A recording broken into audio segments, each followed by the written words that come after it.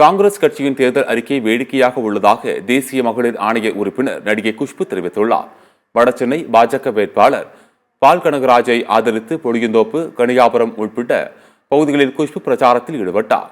முன்னதாக செய்தியாளர்களை சந்தித்த தேசிய மகளிர் ஆணைய உறுப்பினர் குஷ்பு காங்கிரஸ் தேர்தல் அறிக்கை வேடிக்கையாக உள்ளதாக கூறினார்.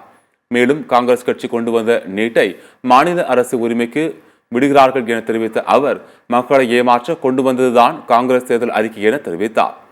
தொடர்ந்து பேசிய அவர் தனிப்பட்ட முறையில் செயல்படும் அமலாக்கத்துறையை பாஜக ஏவி விடுகிறது என்பதை ஏற்க முடியாது என கூறினார்.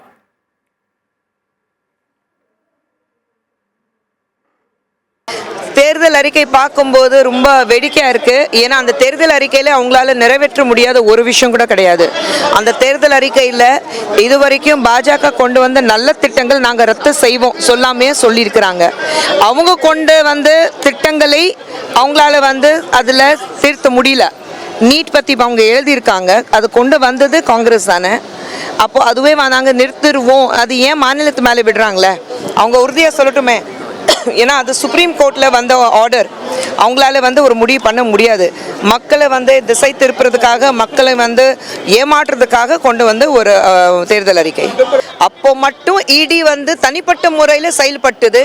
இப்போ மட்டும் இடி தனிப்பட்ட முறையில் செயல்படும் போது நாங்கள் ஏவி விடுறோம்னா சொல்லிட்டு இருக்காங்க. அது எந்த விதத்தில் நியாயம்?